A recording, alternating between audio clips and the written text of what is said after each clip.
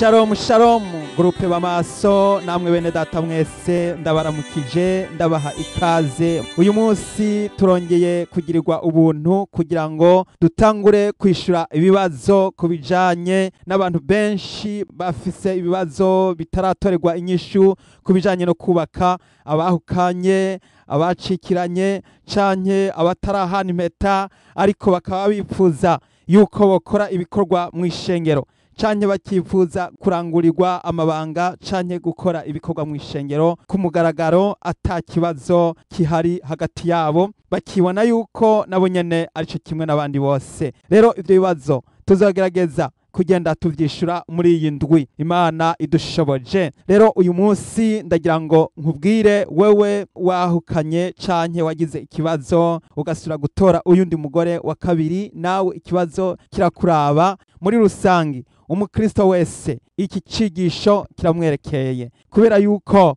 abubatse namwe mugomba kuvyumviriza kugira ngo mushobore guhabwa inyishu n'igisubizo muzohora muremeshesha bene data bafise ingorane nka benizo. Nawe musore nubwo utarubaka ariko ibibazo birakuraba kugira ngo niwuyumvira kubaka uzomenye uko ushobora kuvyifatamwo, ukamenya neza yuko utazogwa mu kaga ejo ngo uhure n'ibibazo hanyuma ngo uvyite ibisanzwe canke ngo uvyite ivyoroshe. Ikibazo cyo kubaka ni ikibazo gikomeye cyane. Imana iritwararika igikorwa cyo kwabirana kubera yuko ishengero rya mbere ryatanguye mu itongo ryo muri Edeni, Adamu na Eva. Aho niho hamutse umuntu. Nuko rero ica kabiri Imana irubahiriza imiryango. Turabona yuko Imana yarokoye Nowa n'umuryango wiwe wose, bisobanurwa ngo umuryango wubatse rukristo Imana irawitaho kandi irawubabara. Nuko rero nagira ngo nkubwire yuko mu bwami bw'Imana ishengero rizoduzwa mu ijuru, abantu Imana bazaba mu ijuru nk'uko urugo ruba rusanzwe rwarubatswe. Rero ishengero rizoba ari umugeni, Yesu n'umukwe, natwe turi umugeni. Mwene data, umugabo n'umugore bategerezwa kumenya yuko atayindi nzira iriho ishobora gutuma wiyorohereza canke ngo uzane ikindi ciyumviro co kugira uwundi muntu wa gatatu aza hagati mu bubakanye barasezeranye. Inshuro imwe gusa birahagije mu buzima bw'umuntu. Ni ukuvuga ngo umugore yagiye kubaka canke umugabo yagiye kubaka, bompi baba ari babiri, nta wa gatatu ajamwo. Nubwo umusore yoba arafise abandi bigeme ku ruhande, ariko ku munsi w'ubukwe abumwe niwe bahana impeta, nta ugaruka ngo aze kwicomeka ku ruhande. Nico gituma guhana impeta ni ikintu gitegerezwa kubahirizwa na bose. Reka dusome amajambo Yesu Kristo yigishije mu butumwa bwiza bwa Matayo igihimba ca 19 umurongo w'9 kugeza ku wa 12. Ariko ndababwire, umuntu wese yirukana umugore wiwe atamuhoye ubusambanyi akabira uwundi abasambanye, kandi uwabira uwahukanye abasambanye. Abigishwa baramubwira bati, ivyo umugabo n'umugore asangwa bimeze bityo, noneho kurongora nikigoye. Nawe arababwira ati, si bose bashobora kwemera iryo jambo atarababihawe, kuko hari inkone zavutse zityo uhereye kuva mu nda za ba nyina, kandi hari inkone zakonwe n'abantu, kandi hari inkone zikona ubwazo kubw'ubwami bwo mu ijuru. Ushobora kuvyemera navyemere.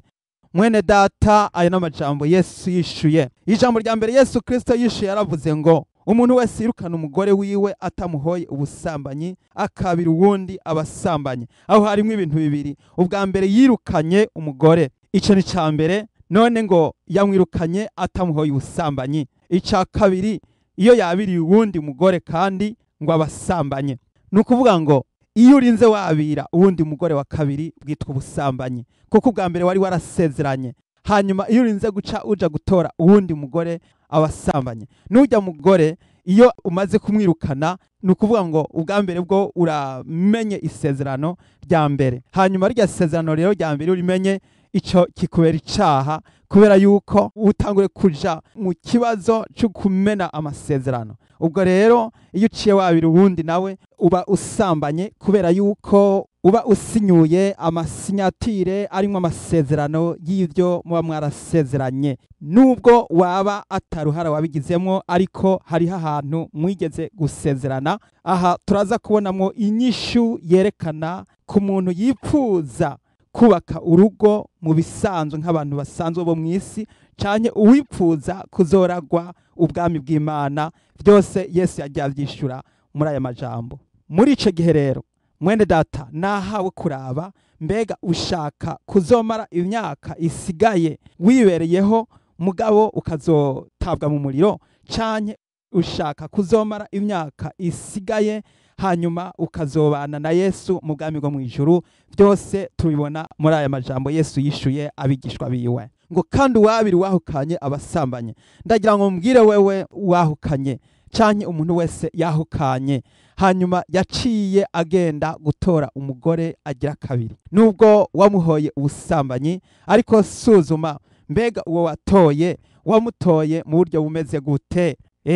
Ivyo bintu byo tuzokwiga tuvyige cane kugira ngo turabe iniye nkomoko ituma bikubera icaha, kuko ica mbere kigaragara muri ivyo nuko urya watoye n'umugore agira kabiri kandi wamutoye uwa mbere ntarapfa. Nubwo hari ibyaha byamugaragaye ko, ariko umuntu yemererwa gutora uwundi mugore agira kabiri ariko uwa mbere apfuye, kandi umugore yemererwa kuja ku mugabo agira kabiri ariko uwa mbere apfuye. Ibi bishatse kuvuga yuko nubwo wowe wamuhoye icaha, nubwo mwavanye habaye icaha, ntiwemerewe kuja gutora uwundi mugore, ntiwemerewe kuja ku wundi mugabo. Ayo majambo turayasoma Abaroma igihimba c'indwi umurongo wa 2, kuko ivyagezwe bihambirira umugore ku mugabo wiwe akiriho, ariko umugabo wiwe yapfuye umugore aba ahamburuwe ngo ntaganzwe nawe. Rero ibi bitwereka neza ko nubwo wamuhoye icaha,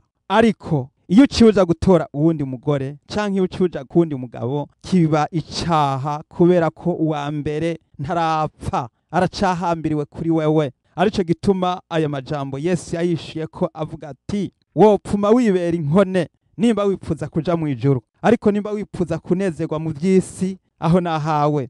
Kuko hari abantu bahisemo kwikona ubwabo, hari n'abandi babaye inkone kubera ubwami bwo mu ijuru. Kwikona kubera ubwami bwo mu ijuru n'umuntu avuga ati ko narinze inja mu kibazo kidasanzwe cyo kwahukana kugira ngo nibandanize ubwami bw'Imana, nuko nigumira uku, hanyuma nkabandanya nkaja ku ngaburo yera, nkabandanya nkavuga ubutumwa, nkabandanya nkaba umuririmbyi, nkabandanya nkaba umudiyakoni, nkabandanya nkakora ibikorwa vya hera, nuko nigumira uku. Aho uzoba wigize inkone ariko ubandanye igikorwa c'Imana, nukuvuga ngo nta wundi umugore wa kabiri uzotora, umugore wa mbere akiriho. Imana ihabwa icubahiro.